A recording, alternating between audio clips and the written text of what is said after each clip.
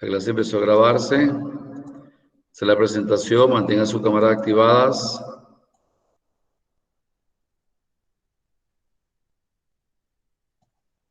¿Ve la pantalla? Sí, profe. Ok. Bien, habíamos hablado ayer acerca de los métodos para la medición del Producto Interno Bruto y que los tres métodos deben dar el mismo resultado. Aquí tenemos los tres métodos.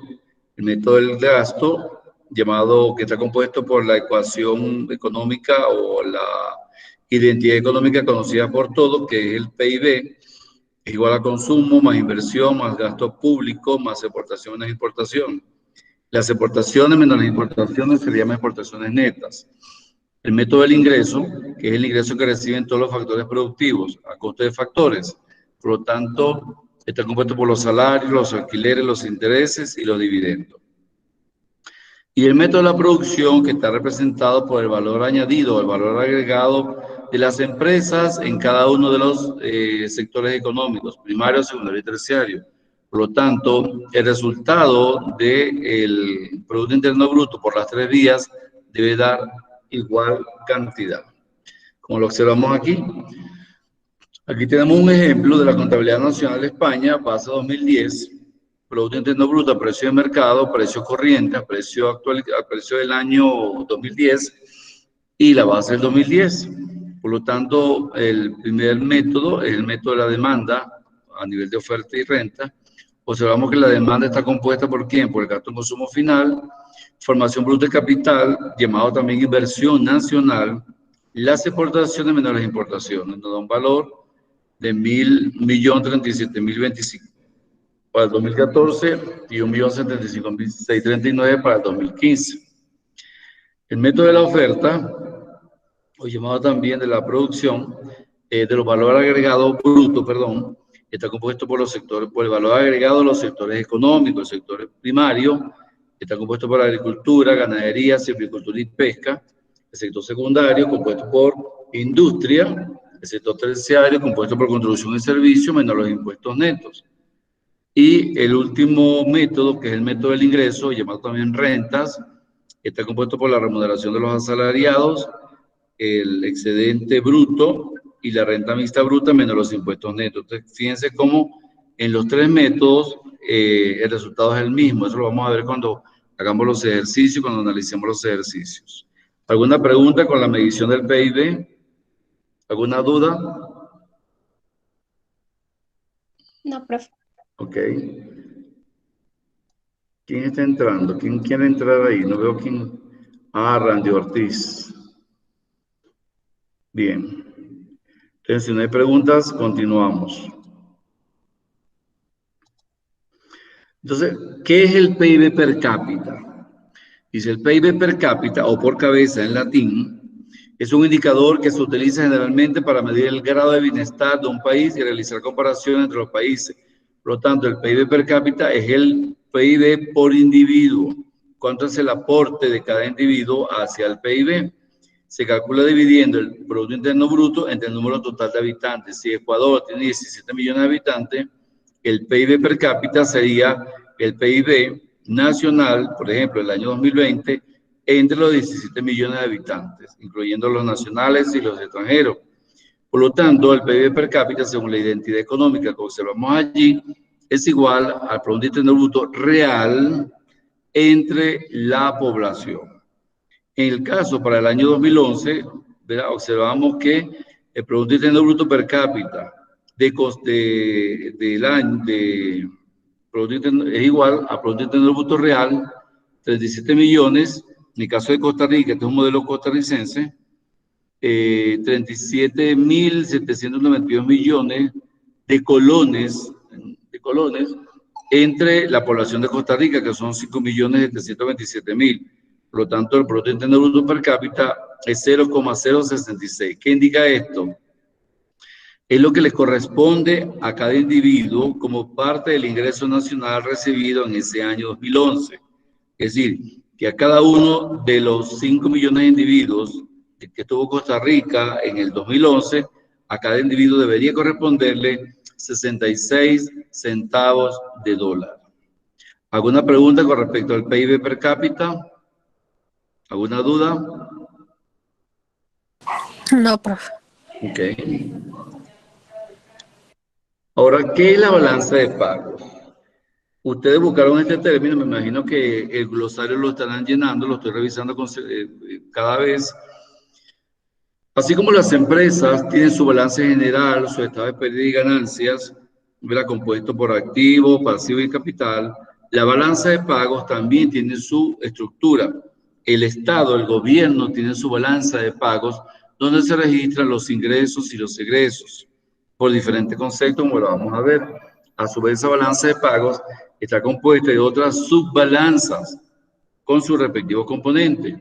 Entonces podemos definir que la balanza de pagos es un documento contable en el cual se registran las operaciones comerciales de servicios y movimientos de capitales realizados por los residentes de un país con el resto del mundo. Estos residentes pueden ser nacionales y extranjeros durante un periodo de tiempo determinado que por lo general es un año.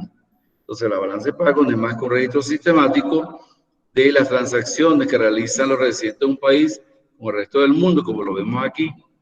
Esa balanza de pagos tiene tres subbalanzas. Está la balanza por cuenta corriente, donde se lleva a cabo la balanza comercial, que está compuesta por las exportaciones e importaciones.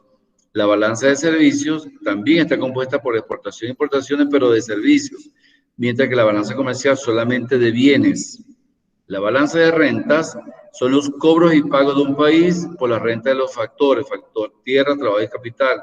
Por ejemplo, una empresa ecuatoriana manda a unos trabajadores de la industria petrolera a Suiza a trabajar. Esos trabajadores ecuatorianos reciben una remuneración. Esa remuneración, por supuesto, son los pagos que realiza el gobierno suizo al gobierno ecuatoriano. Igualmente, la balanza de servicio, un buque ecuatoriano que lleve petróleo a Japón, ¿verdad? Es un servicio de transporte. A Japón, por supuesto, le paga a Ecuador por el servicio de transporte. En el caso, también, si ese buque lleva petróleo, Japón le paga a Ecuador por la compra de petróleo. Sería una exportación. Y aquí sería un servicio de exportación. Y aquí sería un pago o un cobro, en el caso un cobro, porque los trabajadores ecuatorianos están trabajando en otro país. Y la balanza de transferencia son transferencias con contrapartidas recibidas o pagadas al exterior. Esas transferencias pueden ser bilaterales o unilaterales. Son transferencias unilaterales cuando los países hacen donaciones o aportan ayuda. Por ejemplo, en Haití hubo un terremoto, Ecuador aporta 5.000 millones de dólares. Es una transferencia unilateral. Pero, por ejemplo, el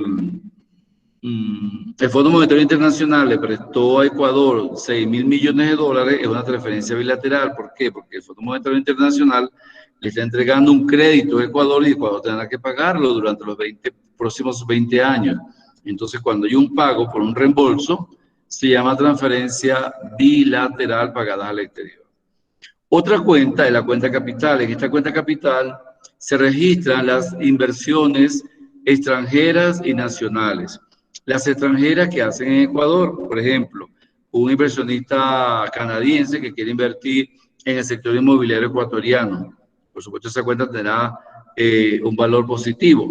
Pero un inversionista ecuatoriano que invierte en Colombia es una transferencia también y tendrá saldo negativo porque está saliendo capital de Ecuador para Colombia. Eso lo vamos a ver más adelante de los signos. Y finalmente, la cuenta financiera. En esta cuenta financiera se registran los flujos financieros entre los países y el resto del mundo. Cuando hablamos de flujos financieros, son también pagos, pero en forma de monedas, diferentes formas de monedas que realizan para llevar a cabo las inversiones, ya sea de cartera o inversiones directas. Se llaman inversiones de cartera cuando un inversionista extranjero envía a un delegado o a un representante a negociar o a realizar la inversión en el país destino. Y se llama inversión directa cuando el mismo inversionista se dirige al país a verificar las condiciones imperantes para realizar la inversión, como lo vamos a ver más adelante. Entonces, esta es la estructura de la balanza de pago de todos los países en el mundo. Ahora bien, ¿cuál es la estructura general de esa balanza de pago? La vemos aquí. Veamos la cuenta corriente, ¿okay? Que está compuesta por la balanza de bienes, se refiere solamente al comercio y mercancía. ¿Cuáles son sus componentes? Exportación, importación de bienes. La balanza de servicios son servicios prestados y recibidos. ¿Cuáles son sus componentes? Transporte, viaje y otros servicios, es decir, exportación, importación de transporte, de viaje y de servicio. La balanza de renta o ingresos son los ingresos y pagos por servicio de factores. ¿Cuáles factores? Tierra, trabajo y capital. No, la tierra no es movible, solamente trabajo y capital. Distribuido por tipo de instrumento, quiere decir que ¿cuáles son los componentes de esta balanza? La remuneración a los empleados y la renta de inversión. Son los únicos dos variables que se pueden negociar, el trabajo y la inversión mediante capital.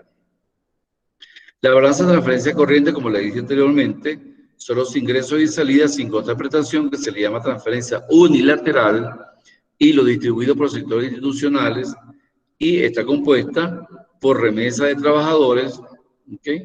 Por ejemplo, yo le envío dinero a mi familia, eso es una remesa unilateral, porque ese dinero no regresa a Ecuador, ese dinero sale de Ecuador.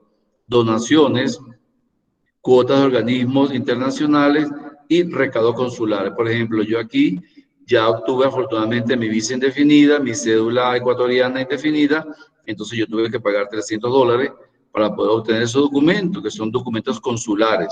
Igualmente, todo ecuatoriano que salga a otro país a residenciarse tendrá que pagar documentos consulares, entre 300 y 500. Bueno, ahorita las visas están en $500 para los extranjeros.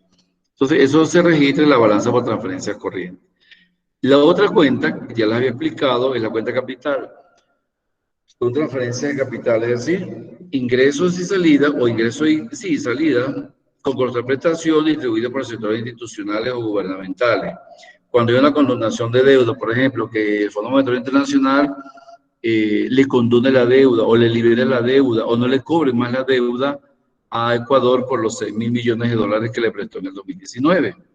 Y la transferencia de migrantes. Aquí también se registra esa transferencia de migrantes cuando, o por ejemplo, un ecuatoriano que se vaya a España y de allá ayuda a su familia, o un venezolano que se vaya a Japón y de allá ayuda a su familia. Ahora bien, con respecto a las transferencias corrientes y la transferencia capital, va a depender de los montos donde se ubique. Si son montos pequeños, son transferencias de migrantes, pero si son montos grandes a nivel de empresas, son transferencias corrientes. La otra cuenta es la cuenta financiera. En ella se registran las transacciones en activos y pasivos financieros. Cuando hablamos de activos financieros, son las acciones que las empresas ecuatorianas tienen en empresas extranjeras, por lo tanto eso va a ser un ingreso.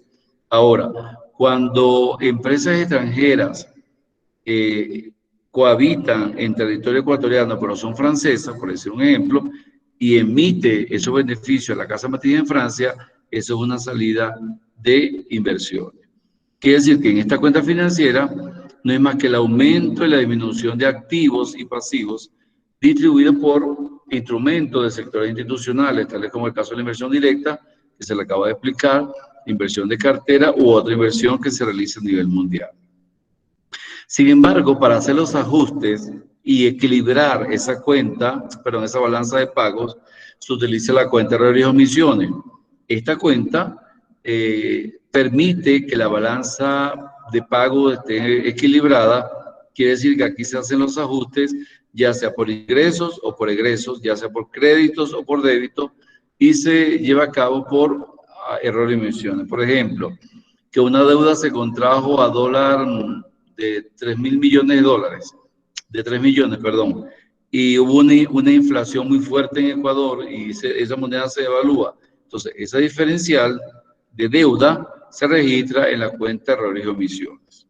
Es una cuenta colchón, también se le llama cuenta colchón. ¿Alguna duda, alguna pregunta con respecto a la balanza de pagos? ¿A la estructura de la balanza de pagos?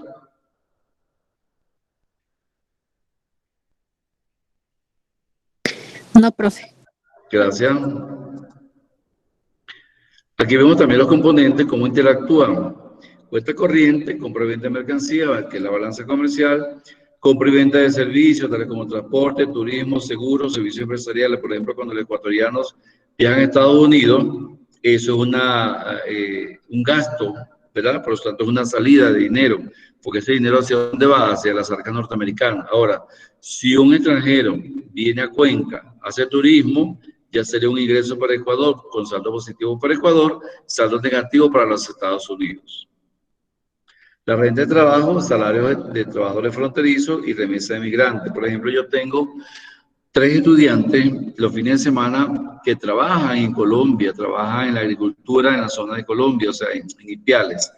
Y ese salario es pagado por los colombianos, pero trabajadores ecuatorianos, por lo tanto, se registra en la balanza de pagos como signo positivo, porque es un ingreso que ingresa a Ecuador. Y para Colombia se registra con signo negativo, porque es un pago que realizan los colombianos a los ecuatorianos.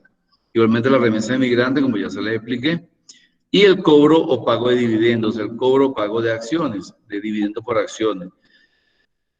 Por ejemplo, un extranjero que cobra intereses en el Banco Pichincha, y esos intereses lo transfiere a su país de origen, sería una salida de esos intereses. O una empresa extranjera que cobre sus intereses en Ecuador, pero esos intereses van al país de origen, sería un saldo negativo. La cuenta capital se registra transferencias unilaterales recibidas, tales como condonaciones de deuda o ayuda, adquisición o venta de activos no financieros, tales como inmuebles, instalaciones industriales. Y la cuenta financiera, inversiones realizadas por nacionales en el exterior, tales como instalación de fábricas, compra de inmuebles o adquisición de acciones. Por ejemplo, una empresa ecuatoriana, Petróleo de Ecuador, que adquiere acciones de la compañía Beba Oil en Alemania, ya será una adquisición de acciones, con signo positivo para Ecuador. Inversiones en empresas extranjeras en el país y préstamos y depósitos realizados por los nacionales en el exterior y los realizados por los extranjeros en el país. Por ejemplo, yo que solicité un crédito acá como de $5,000, esa información se registra en la cuenta financiera.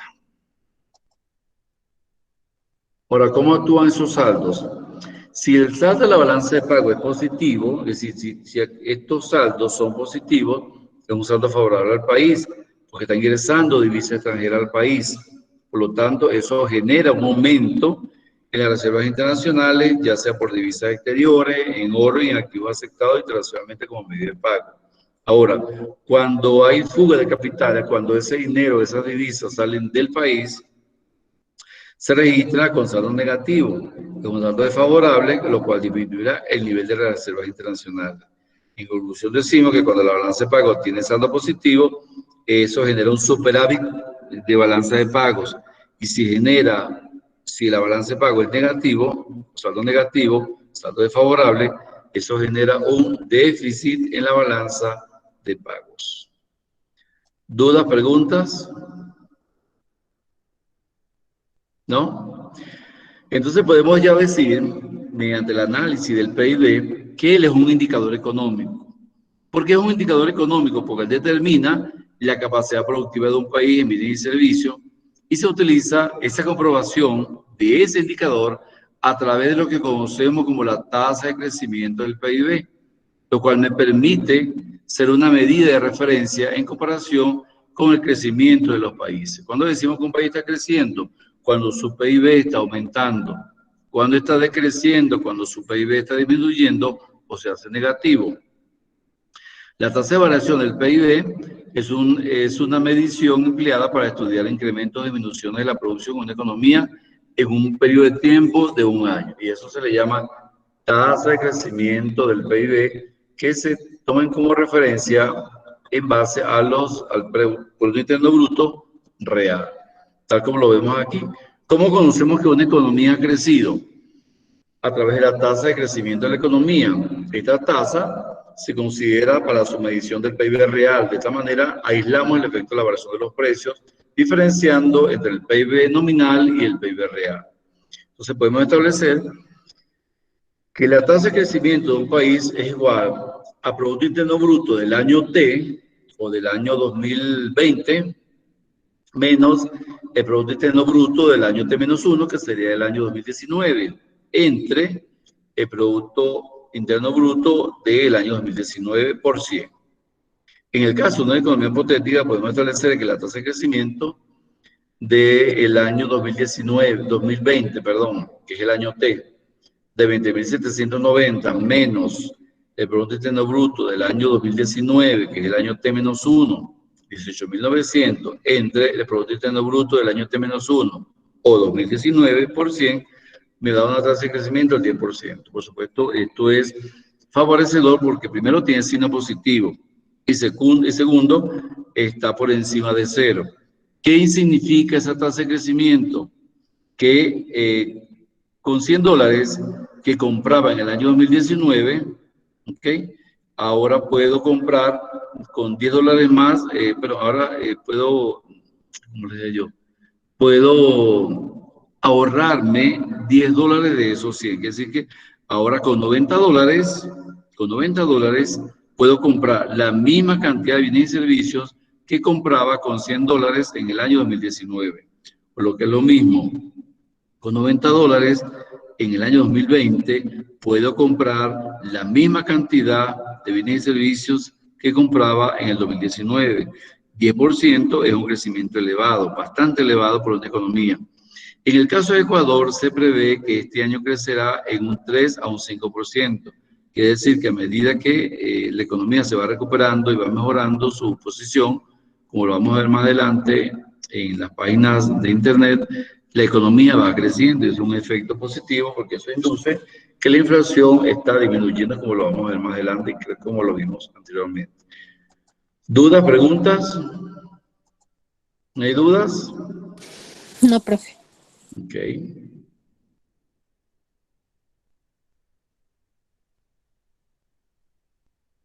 Activen sus cámaras, Elizabeth, Tiffany, Michael, Alexander, Pilacuán, Figueroa, activen su cámara. Ok. No esperen que yo tenga que verificar, déjenla activada. Si van a comer, comen debajo de la cámara. Seguimos. Entonces, ¿hay alguna duda con respecto a la tasa de crecimiento y lo que significa la tasa de crecimiento del PIB? ¿Sí o no? Ok. Vamos a ver el ejercicio de la tasa de crecimiento del PIB. Ya vimos cómo se calcula el deflactor, ya vimos cómo se calcula la tasa de inflación. Ahora vamos a ver cómo se calcula a partir de esa tasa de inflación el Producto Interno Bruto, de la siguiente forma. El crecimiento del año PIB para el año T se referirá a la tasa de crecimiento del PIB real de ese año, lo que es igual al ingreso del año T menos el ingreso del año T-1 sobre el ingreso del año T-1 por 100. Si eso lo llevamos a cifras reales, podemos decir el ingreso, ¿verdad?, del año 2011, por ejemplo, menos el ingreso del año 2010, entre el ingreso del año 2010 por 100. Los periodos de crecimiento positivo, cuando esa tasa de crecimiento es positiva, se denominan expansiones, pero si la tasa de crecimiento es negativa, se denomina recesión. Como un ejemplo que tenemos aquí, tasa de crecimiento del PIB real del año 2011, ¿verdad? Quiere decir que estamos comparando el 2011 con el 2010, observamos una tasa de crecimiento de 4.7%, y eso significa que la economía ha logrado una expansión del 2010 al 2011. Otro caso, dice, el PIB real del año 2014 de Costa Rica fue de 1.000 millones de colones, 23.934 colones, porque es la moneda costarricense. En el 2015 se observa que creció ese PIB real en 24.791 millones, pero la cifra absoluta no nos interesa, nos interesa la cifra relativa, porcentualmente cuánto creció. Entonces podemos calcular la tasa de crecimiento económico durante el año, aquí es 2016, aquí es un error, 2016. ¿Okay? Perdón, aquí es 2015, un error aquí. Tenemos que calcular la 2015. ¿Por qué? Porque estamos comparando 2014 con 2015. ¿Qué queremos conocer? ¿Cuánto creció la economía costarricense del año 2014 a 2015? Entonces, aplicamos la ecuación o la identidad económica. Tasa de crecimiento va a ser igual al PIB real del año 2015, que es 24.792 millones de colones, menos el PIB real del año 2014, que son 23.934 millones de colones, entre el PIB real del año 2014, que sigue siendo la misma cifra, de 23.934 millones de colones por 100. ¿Cuánto nos dio esta tasa de crecimiento? 3.58%. ¿Cómo se interpreta? Que la economía costarricense creció del año 2014 al año 2015 en 3.58%. ¿Y qué significa esto? Que con 100 dólares, pero con 100 colones, que esa economía compraba bienes y servicios en el año 2014, ahora se ahorra 3 colones con 58 centavos de colón. Es decir, con una economía que ha mejorado, lo que indica que la tasa de inflación también disminuyó. Siempre y cuando esto sea positivo, la economía está en un proceso de expansión. Pero si este valor es negativo, la economía está en un proceso de recesión. Ajá, este es un ejercicio que ustedes van a hacer. Lo van a hacer cuando terminemos ahorita la clase. Y se nota la fórmula para resolver ejercicio. Dice, la evolución del PIB nominal y el real de la economía española durante los años 80 fue de los siguientes datos. Del 80 al 88, ¿ok? Producto Interno Bruto a precio corriente o nominal, Producto Interno Bruto a precio constante, real del 1980, quiere decir que la base es 1980. ¿Qué se nos pide? Calcule el deflacto del PIB para el año 88. ¿Okay? Calcule la tasa de crecimiento interanual, año por año, del PIB real, del PIB nominal y el deflactor. Obsérvese que en el 1986 el PIB nominal crece en 16%, en el 87 a solo 11.8%, es decir que hubo un decrecimiento, aún no siendo negativo, de esa economía del 16.6 al 11.8. ¿Qué significa eso en la evolución de la economía española? Que para el año 86, 87 fue mucho más desfavorable porque se observa una minimización de ese crecimiento, aún con procesos inflacionarios. Entonces, este ejercicio lo van a hacer ahora, al final de la clase. ¿Dudas, preguntas? Entonces, ¿qué vamos a obtener aquí, Ballesteros? ¿Qué vamos a obtener aquí? Primero, ¿qué vamos a obtener? ¿Qué índice vamos a obtener allí? Entre esos dos PIB. No oigo, Ballestero, o Vallejo, perdón.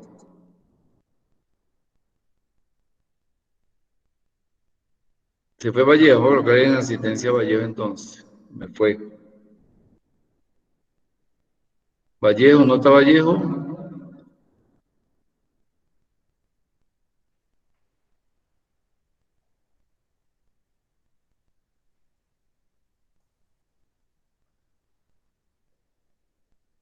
Vallejo.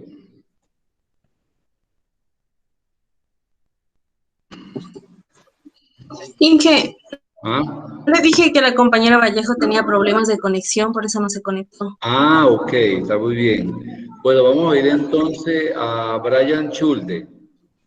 Chulde, si tenemos este ejercicio, ya voy a colocarla en asistencia Vallejo, no me acordaba.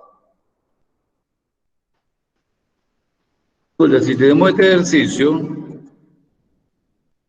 ¿qué calculamos primero? ¿Qué indicador calculamos primero?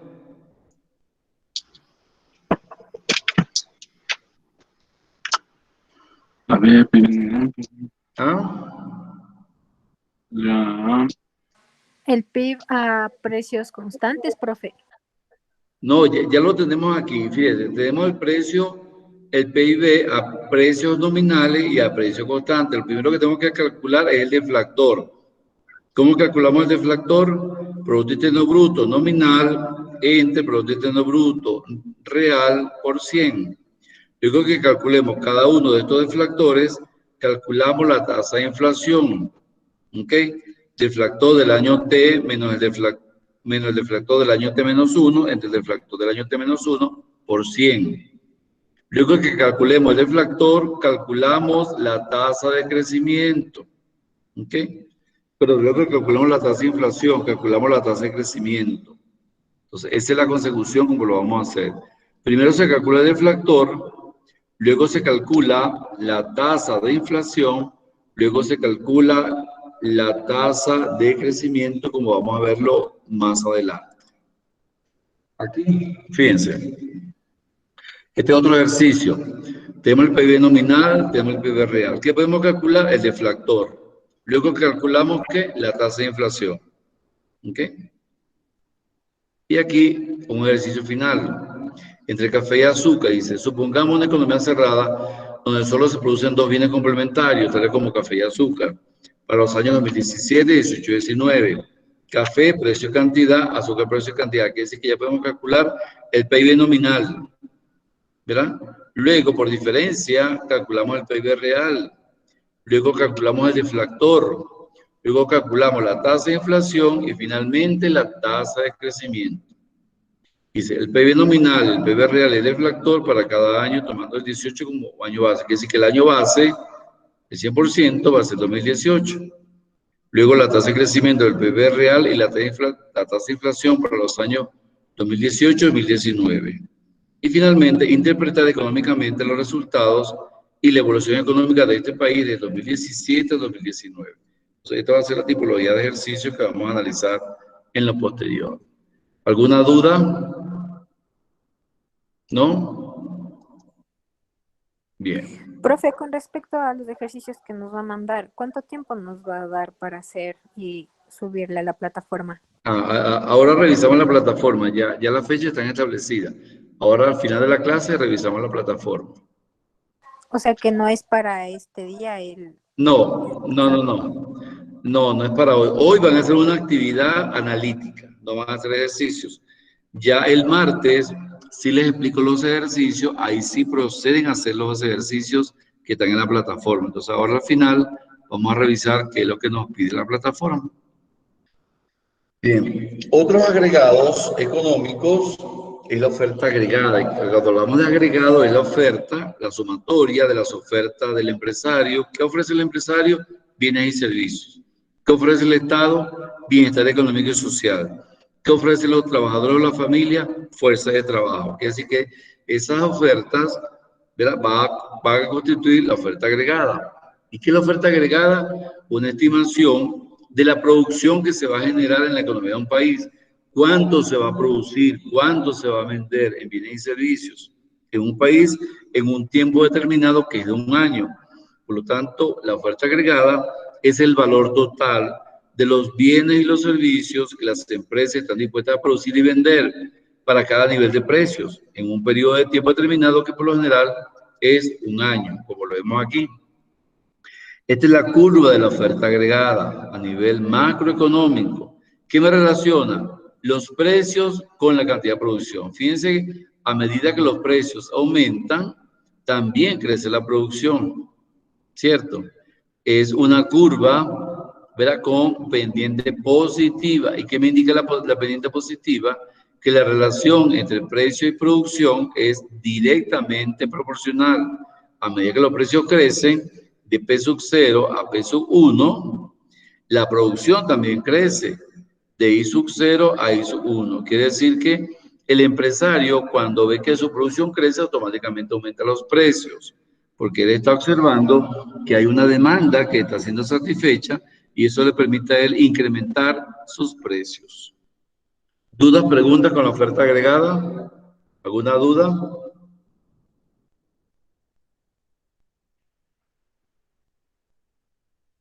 No, profe. No, ok. Ahora vamos a ver la cara opuesta, la oferta agregada, la demanda agregada. ¿Qué es la demanda agregada? La demanda que hace el Estado o el gobierno en bienes y servicios, la demanda que hace las familias y el empresario. Por lo tanto, la demanda agregada es el total de bienes y servicios demandados por un país en bienes y servicios a un determinado nivel de precios en un determinado periodo de tiempo, y esa demanda agregada mide exactamente lo mismo que mide el PIB.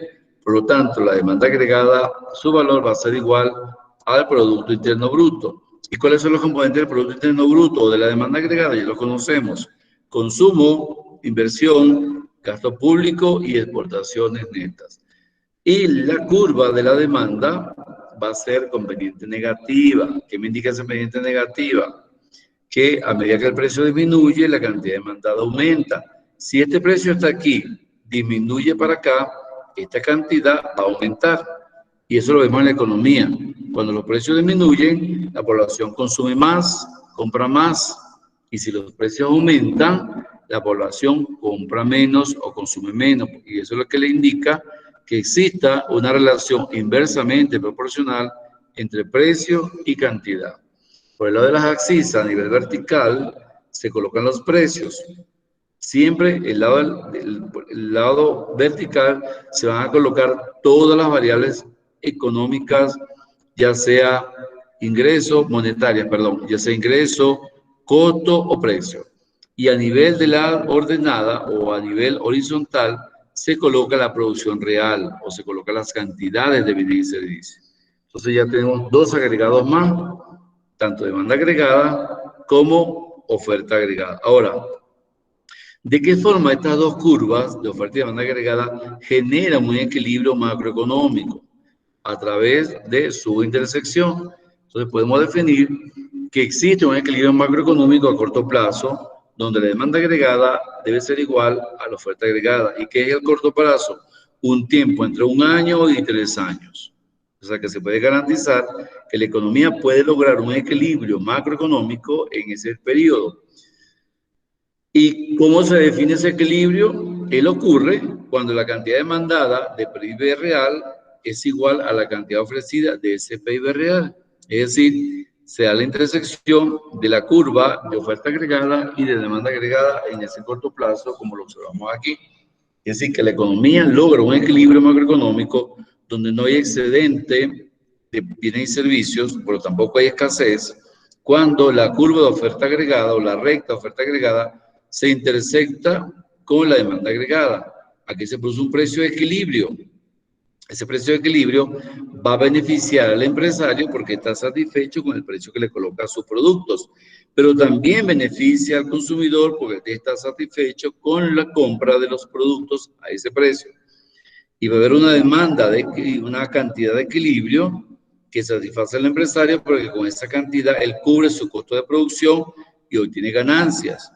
Y el consumidor también está en equilibrio porque con esa cantidad él se siente satisfecho de que la compra que realice en bienes y servicios le favorece y le satisface. Ahora, en este ámbito, a precios por encima del precio de equilibrio, por supuesto eso va a generar una escasez porque la población no va a poder comprar. Ahora, si los precios están muy por debajo, eso va a generar un excedente porque los precios van a ser tan bajos que el empresario no va a poder vender. Entonces, la única forma de que ocurra un equilibrio macroeconómico es cuando se intersectan las curvas de la oferta y de la demanda a nivel nacional y se produce un equilibrio macroeconómico a corto plazo. ¿Dudas, preguntas? ¿No? Bien. No, profe. Ok. Empezamos ahora con qué es el sistema monetario, cuáles son los componentes de un sistema monetario a nivel de la evolución económica. Decimos que un sistema monetario es el conjunto de mecanismos que utiliza un país para la creación y fabricación de dinero y su posterior regulación. Además, los sistemas monetarios se controlan con la presencia e intervención de entidades reguladoras. En el caso ecuatoriano, el sistema monetario no es propio, es un sistema monetario norteamericano, dado que poseemos una moneda norteamericana de uso que es el dólar. Quiere decir que el gobierno central del Ecuador no maneja la política cambiaria. Esa política cambiaria la define la Reserva Federativa Norteamericana en cuanto a la emisión de billetes y monedas en términos de dólar. Ahora, en la actualidad, a nivel mundial, el sistema monetario se basa en dinero fiduciario. ¿Y qué dinero fiduciario? Dinero bancario. Quiere decir que los bancos producen dinero. Mediante los bancos, los habitantes pueden tener confianza en que ese dinero está resguardado o que ese dinero depende de un crédito que se regula mediante la ley de un banco central y los gobiernos establecidos de moneda de curso legal. En el caso ecuatoriano, existe la ley del Banco Central de Ecuador, donde le da garantía a que el dólar es la moneda de curso legal, ya sea por la emisión de billetes o por la acuñación de monedas. Y esta moneda es válida para todas las transacciones que se realizan dentro del territorio ecuatoriano para realizar compras y realizar ventas. De allí que los sistemas monetarios se basen en características fundamentales que los definen. Primero, un instrumento para expresar el precio, que es el dólar. Los sistemas monetarios cuentan con un instrumento que sirve para expresar el precio de los bienes y servicios, que en el caso ecuatoriano es el dólar norteamericano, en el caso argentino, el peso argentino, en el caso colombiano, el peso colombiano, en el caso de Costa Rica, los colones, en el caso de Venezuela, los bolívares.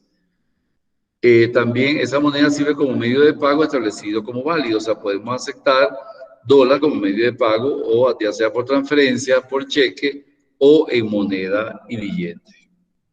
El dinero como base del sistema monetario, quiere decir que son los elementos de un sistema monetario. Ahora, económicamente, a través de la evolución, el primer patrón del sistema monetario fue el patrón oro. Antes del dólar, todas las transacciones se hacían en base al oro. Este patrón duró desde 1874 a nivel mundial hasta 1914. Su origen está en el uso de monedas de oro como medio de cambio, como unidad de cuenta y como depósito de valor. Medio de cambio para hacer transferencias de compra y venta, como unidad de cuenta para contar las transacciones. Por ejemplo, un pantalón, ¿cuánto cuesta? $5. Esa es la unidad de cuenta. Y depósito de valor porque yo puedo todavía ahorrar en el banco y eso me va a generar una tasa de interés mensual. Y eso es depósito de valor. O yo puedo prestarla también como una tasa de interés y eso es depósito de valor. Según este sistema patrón oro, los bancos centrales emiten moneda en función de sus reservas de oro a un tipo de cambio fijo. Que en esa época las reservas internacionales bancarias obedecían a cuánto oro tenía cada nación en el Banco Central de esa nación. Y ese cambio era fijo, o sea, yo podía viajar a otro país y tenía que llevar oro. Todos los países tenían ese tipo de cambio. Posteriormente surgieron las diferentes monedas, pero hasta el año 1914 todos los países regulaban sus monedas en función del oro. Luego hubo un periodo entre guerras, entre la Primera y la Segunda Guerra Mundial, que fue de 1918, cuando terminó la Primera Guerra Mundial, porque la Primera Guerra Mundial duró del 14 al 18, y luego hubo un periodo de interguerra. Recuerden que la Segunda Guerra Mundial fue el año 39. Entonces, en este periodo, 1918 a 1939, que no hubo guerra mundial, los países abandonaron el patrón oro durante la Primera Guerra Mundial y financiaron parte de sus masivos gastos militares imprimiendo dinero. Por ese dinero no tenía respaldo, porque el patrón oro ya había desaparecido. A consecuencia de la guerra, la fuerza de trabajo, los trabajadores y la capacidad productiva se redujo considerablemente, lo que hizo subir los precios de los bienes y los servicios. La utilización del gasto público para financiar la reconstrucción que desató para muchos países se vieron infladas o tuvieron inflación porque no había una moneda de garantía o de referencia para hacer las transacciones y eso generó un agravamiento aumentando la oferta monetaria. Luego, la vuelta del patrón oro, o el patrón oro regresa nuevamente y agravó la situación, puesto que muchos países estaban quebrados o su economía estaban desequilibrada producto de la guerra mundial, de las dos guerras mundiales. Es así como la característica de este periodo interguerra generó mucha inestabilidad financiera porque no había un patrón definido, generó mucho desempleo y desintegración económica internacional de los países que quedaron destruidos bélicamente.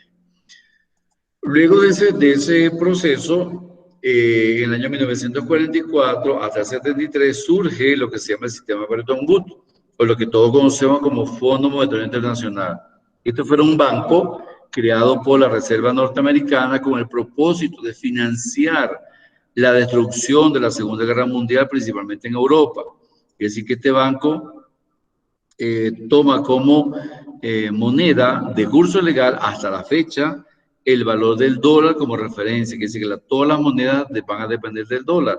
Por eso es que cuando viajamos fuera de Ecuador tenemos que llevar dólares, porque allá no aceptan pesos colombianos en Argentina, o en Venezuela no aceptan colones costarricenses, o no aceptan lempiras hondureñas, entonces hay que cambiar todo en dólar para poder garantizar que el dinero es fiduciario.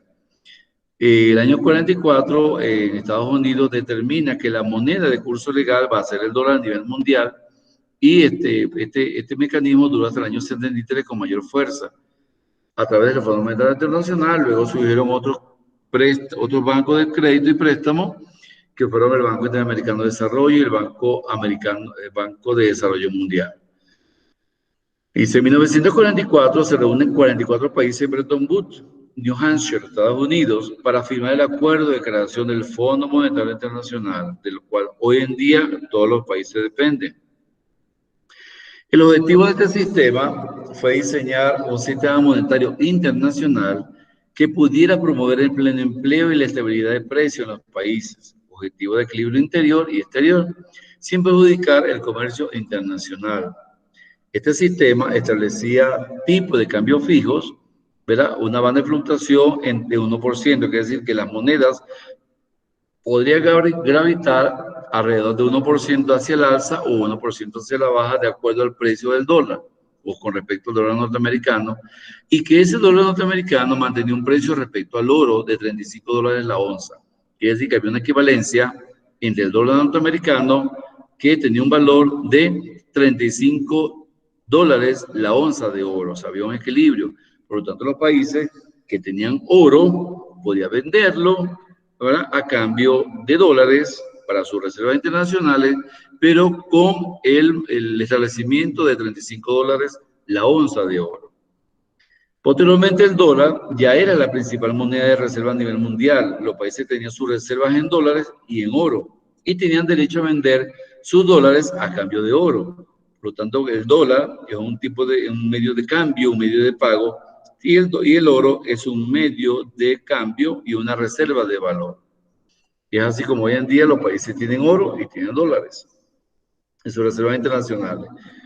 Los gobiernos de los países miembros se comprometieron a mantener fijos sus tipos de cambio frente al dólar norteamericano, y Estados Unidos es responsable de mantener fijo el valor del dólar frente al oro. ¿Por qué? Porque Estados Unidos tomó posición mundial de su moneda, que iba a ser la moneda líder, puesto que Estados Unidos ni participó en la guerra mundial de forma directa, pero su territorio no quedó destruido bélicamente, como sí quedó destruido los países de Europa y de Asia.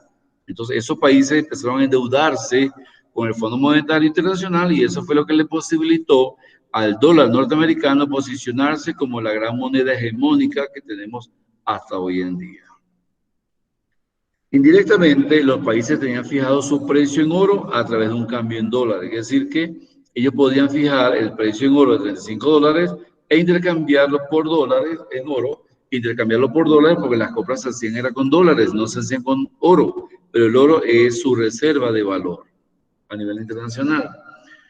Luego, a partir del año 73, dados los desequilibrios mundiales y la competencia entre los países ricos, surge el tipo de cambio flexible. Quiere decir que cada país podía establecer cuánto compraba de dólar y a qué monto podía comprar ese dólar. A medida que las necesidades de reservas internacionales de los países crecieron, porque se fueron recuperando, esa recuperación produjo que se incrementaran las exportaciones, también las importaciones, de manera que sus necesidades de dólares crecieron hasta sobrepasar el stock de oro de Estados Unidos. Quiere decir que ya Estados Unidos no podía proveer de moneda en dólares, puesto que no tenía tanto oro. Y la Reserva Federal Norteamericana, su garantía era el oro. Estados Unidos no podía mantener su compromiso de cambiar dólares por oro, lo que provocó un problema de confianza en el sistema.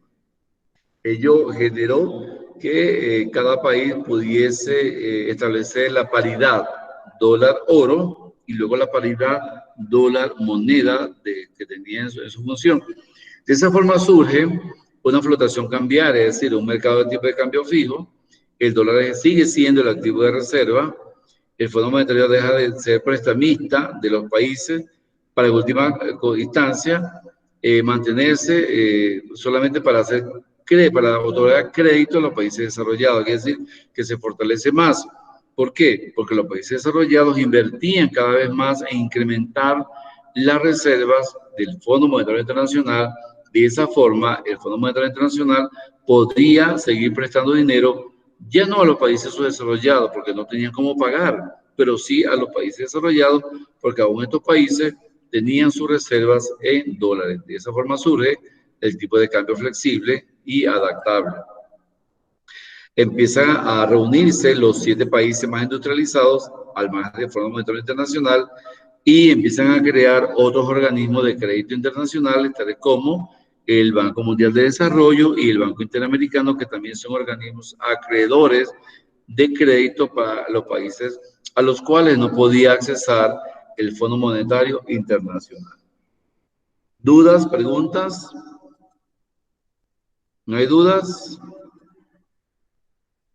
Profe, o sea que Dígame. supóngase el valor en dólares de todos los bienes y servicios que se produce en las fronteras supóngase de nuestro país, se podría decir que es un Producto Interno Bruto. Exactamente. El Producto Interno Bruto, todo lo que se valore en dólares internamente. Es decir, que eso va a generar una tasa de crecimiento. Por esa razón, cuando se iba a Colombia, a Ipiales a comprar, eso era una fuga de dinero ecuatoriano, porque esos dólares iban a favorecer a Colombia, no a Ecuador. Era una fuga de dinero o una exportación de capitales, de la que habían filas de vehículos con televisores, con lácteos, con ropa, con comida. Hoy en día no se puede hacer eso por efecto de la pandemia, es decir, que se está protegiendo el Producto Interno Bruto. Por esa razón, hace poco se aprobó la ley de protección a la dolarización, de manera que no haya esa fuga de capitales. Eso es correcto. ¿Alguien más? ¿Alguna otra duda? ¿No? Bien. Profe, y otra preguntita. Supóngase, Dígame. en base en el modelo del flujo circular, que el dinero fluye, ¿no es cierto?, de los negocios, de los negocios a las familias. Ajá. Se podría decir que son mercados de factores o mercados de productos. Si es de la familia, hágame la pregunta nuevamente. Con base en el modelo del flujo circular, supóngase, y el dinero fluye de los negocios a las familias, ¿esos son en los mercados de productos o mercados de factores? No, si es de producto, cuando va de los supermercados a la familia, es producto. Ahora, cuando las familias venden su fuerza de trabajo a las empresas, es un factor trabajo. Active la cámara, Tiffany, para no tener que eliminarla. Ok, yo le dije que no tenga la cámara activada, lo saco de la clase. Entonces, las familias compran bienes y servicios en el mercado de productos, pero cuando la familia ofrece o el papá de la familia ofrece esa fuerza de trabajo, ¿okay? Es un mercado de factores productivos en el flujo circular de la renta. Active el micrófono, Tiffany, que no le oigo. Profe, entonces sería que ni en el mercado de factores ni en el de productos sería. No, claro, siempre va a haber un mercado de factores y un mercado de productos. Siempre lo va a haber mientras hayan agentes económicos. Como es una economía cerrada, existe un mercado de factores y un mercado de productos. El mercado de factores, en el caso de la familia es dueña de qué factor? De factor trabajo. El empresario es dueño de qué factor? De factor capital o de el factor empresariado. ¿Okay? La tierra no, porque la tierra no se mueve. Sin embargo, la tierra no deja de ser un factor productivo. Ahora, el empresario, ¿qué ofrece el empresario? Bienes y servicios. ¿A cambio de qué? De una fuerza de trabajo, de un empleo. El empresario. La familia que ofrece su fuerza de trabajo, ¿a cambio de qué? De bienes y servicios, que son los productos. Entonces, en un flujo circular de la renta, los principales factores que gravitan es el factor trabajo y el factor capital o inversión. Pero entre los dos agentes económicos gravitan todos los bienes y los servicios, porque el empresario también necesita bienes y servicios para llevar a cabo su actividad económica, pero más la necesita la familia para niveles de consumo, de salud y de educación. ¿Sí me di a entender? Sí, profe. Ok, ¿alguien más? ¿Un aporte? ¿No? Bien, vamos con la segunda lámina. No apaguen sus cámaras porque los elimino. Ok, vamos a ver las variables macroeconómicas. Aquí tenemos un ejemplo del PIB y la producción de la renta, es decir, la contabilidad nacional, ya sabemos lo que es la contabilidad nacional, un sistema contable que se utiliza para medir la actividad económica agregada llamado Producto Interno Bruto. Fíjense, aquí tenemos dos empresas, tenemos la empresa siderúrgica y la empresa automovilística. Tenemos a nivel de ingresos para cada una, gastos, salarios, compras y beneficios. Es una estructura de cálculo del PIB. Por lo tanto, ese PIB, ya lo hemos definido, es el valor de bienes y servicios. Un bien final es un bien destinado al consumo final y un bien intermedio utilizado en la producción. Quiere decir que la economía toma en cuenta solamente el valor de los bienes y servicios finales. En el caso de los automóviles, solamente toma en cuenta el valor del automóvil, no toma en cuenta el valor de las llantas, ni de las puertas, ni de la carrocería, ni del motor por separado, sino el del automóvil como producto final. Y a ello le llamamos también el valor añadido, valor agregado, es lo que agrega a la producción de ese bien a la economía. En el caso de la empresa siderúrgica, tenemos 100 euros, dado que no utiliza los bienes intermedios. Sin embargo, la empresa automovilística, cuando vende el vehículo, lo vende en 100 dólares, es decir, los 100 dólares que utilizó en la materia prima más los 200 dólares. Lo vende en 200 dólares. ¿Cuánto se gana la empresa automovilística? 100 dólares, como lo vemos aquí. Ella invirtió 100 dólares en materia prima, ¿ok? Y le coloca 100 dólares a la producción, por lo tanto ella puede vender el carro en 200 dólares. ¿Cuánto fue su rentabilidad? 100 dólares en el proceso de medición del PIB. En el caso de la renta, tenemos los salarios, ¿okay? Que es el salario de los trabajadores, y tenemos los beneficios del empresario. Los trabajadores reciben 150 euros de salario, el beneficio, y los empresarios reciben un beneficio de 50 euros. Por lo tanto, el PIB para esa economía va a estar dada por la renta de los factores. El factor salario y el factor beneficio. 150 más 200 sería 200 euros. ¿Okay? ¿Dudas, preguntas? Sí, economista, o sea que si es que tenemos un automóvil nuevo sería como un servicio final. Eso no le comprendí muy bien. Sí, es un producto final. Si usted compra un vehículo nuevo, es un producto final que esa valoración va directamente al PIB. Ahora, si usted vende ese carro en el año 2023, ya no va directamente a la contabilidad del PIB, sino que ya pasaría a ser un producto intermedio, un producto desgastado por efecto de la depreciación. Y no puede vender al mismo precio que lo compró. Tiene que disminuir el precio porque ese producto se ha devaluado.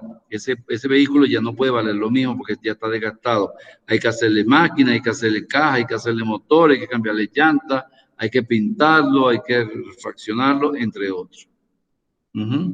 Igualmente una casa, usted compra una casa en el año 2015, es nueva, ella va a la contabilidad del Producto Interno Bruto. Pero si usted la vende en el año 2020, ¿verdad? Ya no va al Producto Interno Bruto de ese año. Ahora, si usted compra la casa en el 2015 y no la vende, sino que la vende en el 2020, tampoco se contabiliza en el PIB del año 2020, sino en el PIB del año 2015, cuando se terminó de construir la casa. Gracias, economista. A su orden siempre. Ya sabemos lo que es el PIB nominal y lo que es el PIB real, no es necesario otra vez pronunciarlo aquí. ¿Okay? Ya conocemos cómo se calcula el PIB nominal de un solo bien. Por ejemplo, aquí tenemos para los años 99 al 2001 la cantidad de carros, el precio del carro para cada año. Aquí tenemos el producto nominal, que es cantidad por precio, ya lo sabemos. Y tenemos el Producto Interno Bruto Real, que es la diferencia del PIB real, que también lo tenemos. Entonces, para calcular el PIB real, se multiplica el número de automóviles de cada año por un precio común. ¿Cuál va a ser el precio común? El precio del año base, ¿verdad? Es decir, que si yo quiero saber el Producto Interno Bruto Real del año 99, ¿ok? El año base es el año base, el año 2000. Entonces yo multiplico 12 por 2000, por 20.000 me da 240.000. 12 por 24.000 y 12 por 26.000. De esta forma me da el Producto Interno Bruto, o sea, multiplicar el precio del año base, ¿por quién? Por la cantidad. 24.000 por 10, 240.000. 24.000 por 12, 288.000. Y 24.000 por 13, 312.000. Quiere decir que de esa forma obtengo el Producto Interno Bruto. Quiere decir que aquí me quedaría luego deflactar, obtener la tasa de inflación y luego obtener el crecimiento de esa economía. Aquí ya eso se logró, dice la PIB aumentó 20%, quiere decir que ya aquí se hizo, claro, habría que aumentar otras columnas. El Producto Interno Bruto aumentó a 20.000 en 1999 al 2000 y de 8.3 del 2000 al 2001. Esto no ocurre cuando hay más de un bien. Solamente estamos tratando un bien. Lo importante es comparar el crecimiento de la economía a través de diferentes bienes. Aquí en este caso de automóviles y cuadernos. ¿Cómo que tenemos el PIB nominal? Multiplicando cantidad por precio de cada uno de los años. ¿Cómo que tenemos el PIB real? Tomando el precio de un año base. Podemos decir, el precio del año base, en este caso 24.000, multiplicamos, ¿verdad? 24.000 ¿por quién? De los automóviles por 5.000, perdón, por 10 de cuaderno y 24.000 por 12 de cuaderno y de esa forma obtenemos el PIB real, así como está aquí. 12 por 24, ¿verdad? Y 10 por 5.000, el PIB nominal. Y luego 13 por 30.000 y 12 por 2.000, el otro PIB nominal. ¿Alguna duda, alguna pregunta? ¿No? Bien. Y aquí está el PIB real. 12 por 24.000, 338.000, 13 por 24.000, 412.000. Quiere decir que aumentó del 2000 a 2001, hubo un aumento del 21.9%. Y luego calculamos la tasa de crecimiento, calculamos el deflactor, y aquí lo vemos a nivel gráfico. El PIB real y el PIB nominal. Quiere decir que aquí hubo un equilibrio. Este es un equilibrio. ¿En qué año? En el año 2000. Cuando el PIB real se iguala al PIB nominal, hay un equilibrio. Okay. Ya este concepto ya también lo conocemos, el concepto de PIB real y el concepto de PIB nominal. Aquí está cómo se obtiene la tasa de crecimiento, que ya se les expliqué. El año YT menos el año YT menos 1 sobre el año YT menos 1 por 100. Los periodos positivos se llaman expansiones, los negativos se llaman recesiones. Cuando al menos hay 2 trimestres consecutivos. Aquí vemos una variación de la tasa de crecimiento de Estados Unidos del año 86 y el año 99. Fíjense que observamos que la tasa de crecimiento ha ido variando. ¿Okay? La tasa de crecimiento por año. Aquí la incidencia del PIB en el proceso tecnológico es un difícil problema que plantea el cálculo del PIB son los cambios de calidad de los bienes existentes, porque cada año vemos que la calidad de los bienes son totalmente diferentes. Y vemos que los productos tecnológicos varían año a año, los teléfonos, los smartphones cada año se actualizan, los vehículos cada año se actualizan, cada año hay un nuevo modelo, por supuesto mucho más costoso. Y eso va a incidir en la calidad de la computadora. En este caso, la calidad de la computadora mejoró un 18% del año 81 y luego el precio descendió un 28%. Y esto es lo que se llama el método del cálculo hedonista de los precios. Sin embargo, ese método no lo vamos a aplicar en esta unidad. Otros grandes factores que inciden negativamente es la tasa de desempleo, es decir, la población entre 14 y 65 años que está desempleada. El empleo es el número de personas que tienen trabajo, el desempleo es el número de personas que no tienen empleo pero están buscando trabajo. Por lo tanto, la población activa es igual al empleo más el desempleo.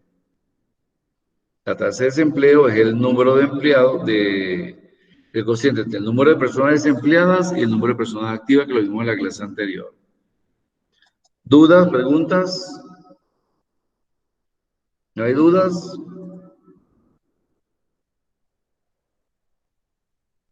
¿Dudas? ¿No? No. ¿Seguro? Bien, estos conceptos también los analizamos, lo que ustedes lo investigaron, lo que es la tasa de desempleo, la tasa de actividad. Este es el caso del desempleo de los años 90 en Europa. Fíjense, Europa se fue recuperando la Unión Europea, Estados Unidos también se fue recuperando y Reino Unido se fue recuperando poco a poco. Entre el 4 y el 11%. Quiere decir que la tasa de desempleo fue disminuyendo y en expansión aumentó la tasa de empleo y no en la recesión. Hasta el año 2008 hubo recesión. ¿Por qué preocupa el desempleo a los economistas? ¿Por qué a los economistas nos preocupa el desempleo? Por la repercusión que eso incide en el bienestar de los desempleados. Quiere decir que a medida que hay mayor desempleado, el Estado tiene que gastar más, dándole ayuda, ¿ok? Darle el seguro de paro forzoso. Ejemplo, el desempleo juvenil del año 2012 alcanzó el 53% en España. Igualmente en Ecuador también hay mucho desempleo y sobre todo desempleo para las personas profesionales y no profesionales. Porque es una señal que la economía no puede estar utilizando eficientemente los recursos, también eso es parte del desempleo. Y el bajo desempleo también puede suponer un problema. En el caso de Estados Unidos, en el año 2000 era del 4%. Quiere decir que se está sobreexplotando los recursos y el Estado tiene que otorgar ayudas para poder darle una mediana o calidad de vida a esos desempleados que en algún momento aportaron impuestos a la economía y pudieron ahorrar para mejorar esa economía. La tasa de inflación, también conocemos lo que es la inflación, que es el aumento continuado y subido de los precios, y caso contrario, la deflación, que es el descenso continuo de los precios en forma negativa. Ya conocemos lo que es el deflactor, cómo se calcula el deflactor, que es el Producto Interno Bruto nominal entre el Producto Interno Bruto real por 100. También ya sabemos la tasa de inflación, que es el Producto Interno Bruto real del año T menos el Producto Interno Bruto real del año anterior entre el Producto Interno Bruto real del año anterior por 100. El índice de precios también lo comentamos, que el índice de precios no es más que un indicador financiero, ¿verdad? A través de la cesta básica de alimentos, igualmente el deflactor, que mide todos los bienes y servicios producidos en una economía y que mide el costo de la vida. En cambio, el índice de precios al consumo solamente mide los bienes y servicios consumidos por una familia, mínimo de 5 personas. Algunos de los bienes se venden a empresas, el Estado o a extranjeros, y algunos de los bienes no se producen en el país, sino que se importan. Por lo tanto, estos bienes importados es lo que va a impactar de forma negativa a la tasa de inflación y, por supuesto, va a aumentar el índice de precios al consumo. Aquí vemos el deflactor, fíjense cómo se comporta el deflactor, ¿ok? La tasa de inflación en la zona de Europa basada en el índice de precios armonizado, el deflactor. Estos son otros valores que no nos interesan por el momento. Y ya esto lo analizamos. Durante los periodos de inflación, no todos los precios y los salarios suben proporcionalmente, pero que la inflación afecta a la distribución de la renta. Por supuesto, cuando hay inflación, el Estado no puede ayudar a todos los desempleados. Y esa inflación introduce distorsiones en los precios relativos, es decir, en los precios de competitividad de los productos, tanto a nivel interno como a nivel externo. Sin embargo, también la deflación presenta los mismos problemas porque limita la efectividad de la política monetaria sobre la economía, porque los productos son tan baratos que los extranjeros vienen a comprarlo. Tal es el caso de Colombia. Cuando Colombia hay deflación, los ecuatorianos iban a comprar allá a precio mucho más bajo y eso afecta a Colombia, aunque le deja dinero a ellos, pero no tanto como si fuese una economía competitiva.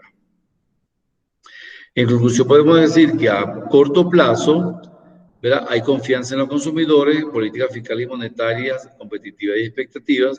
A mediano plazo, factor de oferta, un nivel de tecnología, un gestor de capital y la población está activa. Y a largo plazo, entre 100, 5 y 10 años, o 50, más de 50, intervienen otros factores que son importantes para el crecimiento económico, como la educación, la investigación, el ahorro y la calidad del Estado. Esto no me interesa, este es un libro que yo compré. ¿Alguna pregunta?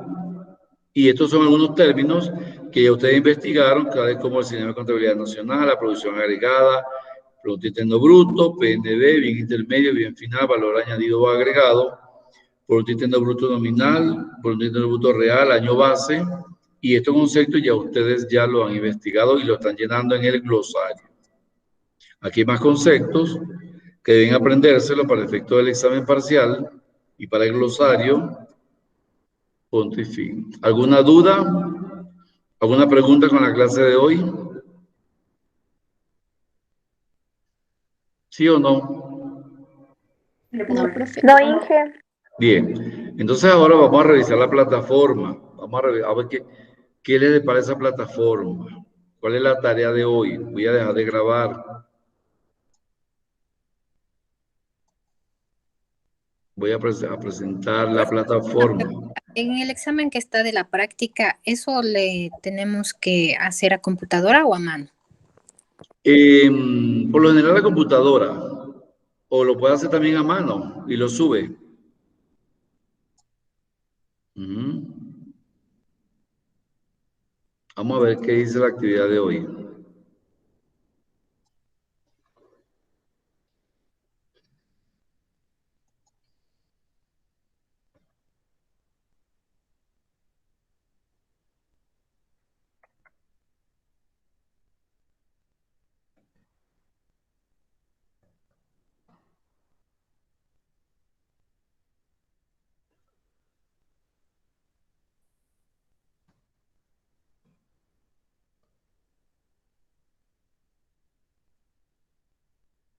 Entonces, ¿qué pasó aquí?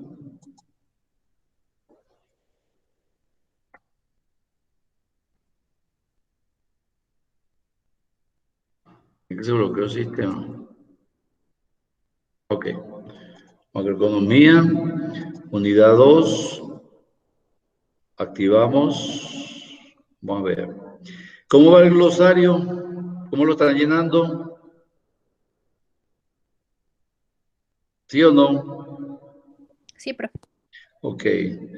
Vamos a ver, Alexander Cadena, Nini Fernández, Cabascango, Cadena, Cabascango, Pupiales, Pilataxi, Cabascango. Está bien, Cabascango tiene varios. Vamos a ver. No veo casi. Denis Fernández, Pupiales. Aquí falta gente. Brian, Vallejo, Cadena, Cabascango, Fernández, Vallejo. Aquí falta gente. Cabascango, aquí soy yo. Esta la hice yo. Cabascango, Vallejo, Cabascango, Cadena, Vallejo. Estoy evaluando. Cabascango, Pilataxi, Fernández. Este no puso quién era, no sé quién es. Deben poner nombre y apellido. Pilacuán, Fernández, Chulde, Pupiales, Cabascango, Pilataxi. Vallejo, Fernández, Pilataxi, Fernández. O sea, tiene que seguir alimentando ese glosario hasta que termine la unidad. Términos que van aprendiendo, términos que lo van colocando. Bien, para hoy tienen esta tarea. Aquí está. Leer el material didáctico, anexo y responder. Vamos a ver qué me dice ese material didáctico que me subieron allí. Dice, luego de leer el material didáctico, capítulo 11, Producto Interno Bruto, adjunto, realice individual o en pareja las siguientes actividades. Responde a las 13 preguntas de la página 253. Y responde a las 13 preguntas del examen de la práctica 250, de la página 255. Luego suba todo al PDF virtual. Esa actividad ya está abierta y se vence el 9 de mayo a las 4 de la tarde. Tienen 3 días para hacer esa actividad. Ahora, ¿cuál es esa actividad? Vamos a ver cuál es esa actividad. A ver, no la tengo por aquí. No, tengo clima laboral, esto no es. No bueno, vamos a abrirla aquí.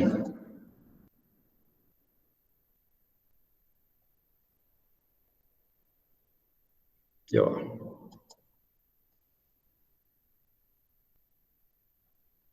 ¿Todo ven la plataforma? ¿La están viendo? ¿Sí? Sí, profe. Ok.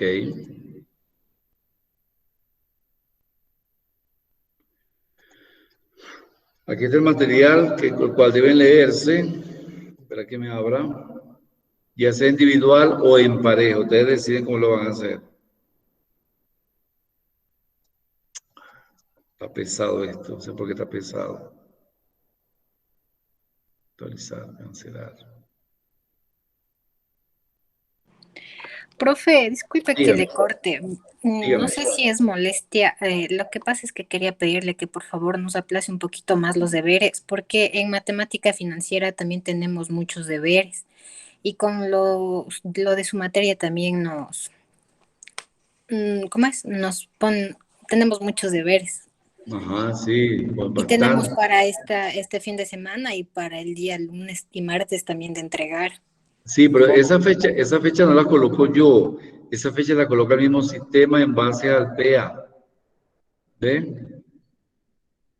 Por eso es que lo pueden hacer en pareja, porque recuerden que apenas son 3 materias. Más bien ustedes son afortunados en ver solamente 3 materias. Anteriormente se veían 6 materias y eran deberes de 6 materias. Bien, aquí está. Se van a leer este capítulo 11.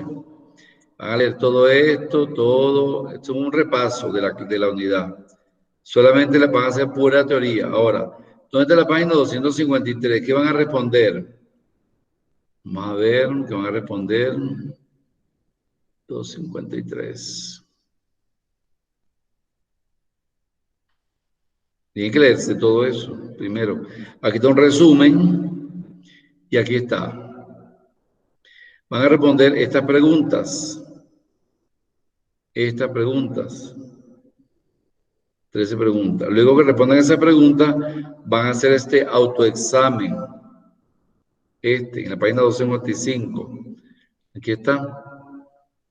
Van a subrayar, ¿verdad? Esto sí tienen a subrayarlo y subirlo. Este está facilito. Este examen, incluso hay muchas preguntas y que quizás le vaya para el examen parcial. Eso lo responden. Son 13 preguntas. ¿Ven? Entonces, esta es la actividad. Ahora, vamos a ver qué fecha. Se la puedo cambiar un día más. No puedo excederme mucho porque me llama la atención. Ahora para el 10, a las 10 de la noche. ¿Dudas, preguntas? ¿No hay dudas? No, profe, gracias. Ok, entonces tienen Sí, tiempo economista, disculpe que le interrumpa.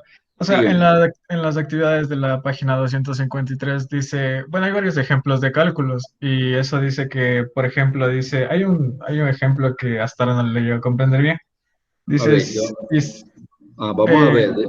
sí, Ya va, por ya va. favor, porque el número 3 de la 253 Ok, y vamos también a ver, toca con la vamos a ver. figura en sí.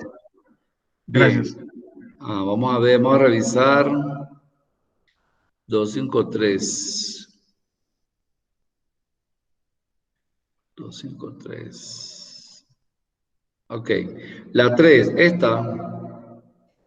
Sí, esa esta. misma. Bien, Gracias. esto es análisis, esto no es ejercicio, esto es análisis. Fíjense, una pequeña economía produjo los siguientes bienes, servicios finales durante 3 millones de libras de comida, 500.000 camisas, 50.000 camisas, 20 casas, 50.000 horas de servicio médico con una planta de automóviles de 2 tanques. Calcula el valor de la producción. ¿Ok? Entonces, el valor de la producción. ¿A cuánto produce economía? 1 libra por cada comida. ¿Produjo comida? ¿Sí? Esa economía Sí, los produjo 50 comida. mil. Sería 3 millones. 3 millones por 1. ¿Cuánto le da? 3 millones. Más 50.000 camisas. A $20 la camisa. ¿Cuánto es 50.000 por 20? $100.000 más. Es 20 casas. ¿A cómo cada casa? 50.000. 20 por 50.000 más 50.000 horas de servicio médico. Cada hora pagada de servicio médico son $20. Multiplicamos 50.000 por 20 más una planta de automóviles y 2 tanques. ¿Cuánto? 1 millón por cada planta. Si son una planta que cuesta 1 millón, ¿ok? Y más 500.000 por tanque. ¿Cuántos tanques son? 2. 50.000 por 2 y suma todo eso. Ya eso es todo. Es el valor de la producción. ¿Y qué es el valor de la producción? El Producto Nacional Bruto. Precio por cantidad. ¿Ahora sí? Sí, gracias. Ajá. Acuérdense que el Producto Nacional Bruto, Interno Bruto, es precio por cantidad. ¿Y este ejercicio de qué es? De Producto Interno Bruto nominal. Precio por cantidad. Multiplicamos cada una de estas cantidades por cada uno de los precios, lo sumamos y eso va a ser el PIB nominal para esa economía. ¿Alguna otra pregunta? ¿Alguien más? De hecho, todos son preguntas analíticas, pero tienen que leer el material. ¿Ven? Si no lo leen, no pueden responder. Fíjense Profe, aquí. disculpen, la pregunta Diga, 8 también es un ejercicio. la 8, esta. Dice, supongan que los datos de la figura 11.11, que es esta, se toma el reporte económico del presidente para un año dado. Calcula el PIB. Por supuesto, ustedes saben calcular el PIB por medio del gasto. ¿Cuál es el PIB por medio del gasto? Consumo nacional, inversión nacional, gasto público, exportación, importaciones. Ok. Ahora bien, como ustedes ya conocen los agregados económicos, ¿ven? Ahora, gasto por consumo de gobierno es gasto público. Utilidades corporativas, ¿qué será? Una inversión. Provisión para consumo de capital, inversión. Inversión nacional bruta, inversión. O sea, van sumando los valores. Impuestos personales, ¿qué será? Los impuestos personales, un gasto. Ahorro personal, consumo. Gasto de consumo de gobierno, consumo. Importaciones, bueno, importaciones. Intereses netos, inversión. Ingresos por ventas, inversión. Exportación, exportación. Gasto de consumo personal, consumo. Dividendos, inversión. Impuestos indirectos, gasto público. Contribuciones para uso social, gasto público. Pago por transferencia, gasto público. Ya está. Tienen que sumar, pero deben saber los componentes de cada una de las variables macroeconómicas del PIB. ¿Dudas, preguntas? Y aquí, ¿cuáles de las siguientes operaciones se cuentan para el PIB? Por supuesto, para el PIB real, no para el PIB nominal. Flash Car Company vende un carro usado. Esto no, porque es un carro usado, es un bien intermedio, no un bien final. Juanita Juanes cocinó comida para su familia, tampoco, porque es un consumo personal. IBM pagó intereses sobre su bono, sí, esto es inversión, este es producto final. José Suárez compró 5 acciones a IBM, también son operaciones del PIB. Bob Smith recibió un pago de seguridad social, también. Cari Realty obtuvo una comisión de corretaje para vender una casa usada, no, porque ya la casa ya fue usada. El gobierno realizó pago de intereses a las personas que tienen bonos gubernamentales, sí, también. La contaminación del aire y el agua aumenta. Esto no, porque esto no genera dinero directo. Esto no es PIB. ¿Se legaliza el juego en todos los estados? Sí, porque ya se legalizó y ya cualquiera puede apostar y eso aporta impuestos al PIB. ¿Un trabajador retirado recibe un pago del Seguro Social? También. Es parte del PIB. Se la transferencia al pago por seguro forzoso. Listo, y así cada una de ellas.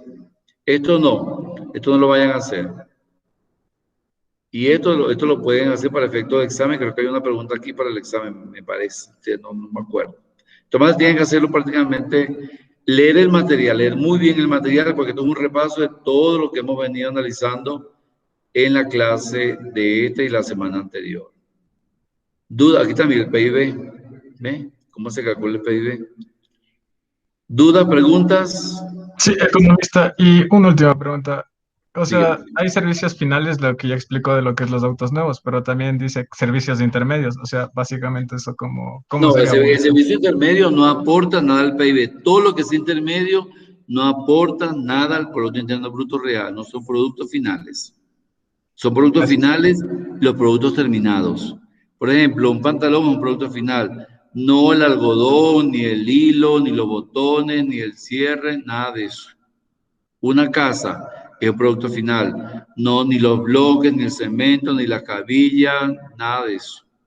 Todo lo que hay entre el medio no es producto final. Y por ejemplo, tal vez lo que es de servicios a la persona como un corte de cabello, ¿eso es final o es Es intermedio? final, ajá, bien, es final si esa persona le paga. Ah, Pero ya, si esa listo, listo. persona es su tío y usted no le paga, no es producto final, no va al PIB. ¿Ven? En su casa usted tiene una venta de comida. Si usted le vende comida a los clientes, eso va al PIB, ¿verdad? Porque usted paga impuestos. Ahora, si usted le da esa comida y se la regala al vecino, eso no va al PIB. ¿Ven? Gracias, economista. Ok, la orden. ¿Alguien más? ¿Más nadie? Bueno, ahí tienen para que puedan hacer. Entonces, y este es un informe del Sistema Económico Capitalista. Este informe está contenido en el material Desarrollo de características del capitalismo, factores de producción, papel del Estado en el capitalismo, ventajas y desventajas. Este también es para el lunes 19 y ya se le acumuló dos tareas. Bueno, ya alguien lo hizo ya. Está bien, ya alguien lo hizo. No sé quién lo hizo. Me imagino que... Vamos a ver quién lo entregó. A ver, lo entregó Vallejo Kelly, ya lo hizo. Bien, perfecto. Se adelantó. ¿Dudas, preguntas? ¿No hay más dudas? Y aquí están los ejercicios que van a hacer, ¿verdad? Fíjense, ejercicio 1 al 14, son 14 ejercicios de la práctica 1, que aquí está la práctica 1, luego que yo se los explique el martes, y están otros ejercicios. Este es un informe de la medición de la actividad económica. Aquí está, ese informe, consiguen información en internet y consiguen información en la carpeta, esta carpeta que está aquí. Aquí está. Medición de la actividad económica. Hay mucho material. Mire, lectura del PIB. Es el mismo material el cual van a hacer la tarea de hoy. Pero tienen que leerse ese material. Aquí están los ejercicios que les voy a explicar. ¿Dudas, preguntas? ¿No hay duda? Cerramos. Bueno, señores, si no hay preguntas, no hay duda. Lo dejamos hasta aquí. Empiecen a hacer la actividad y cualquier duda, nos vemos entonces el próximo martes a las 8 de la mañana con los ejercicios, con el análisis de los ejercicios, pero tienen que hacer esa actividad antes de los ejercicios. ¿Qué fecha es el martes?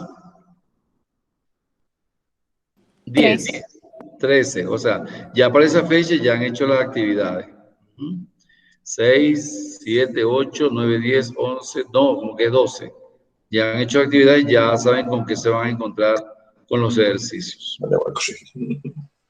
Bueno, muchas gracias. Hasta luego.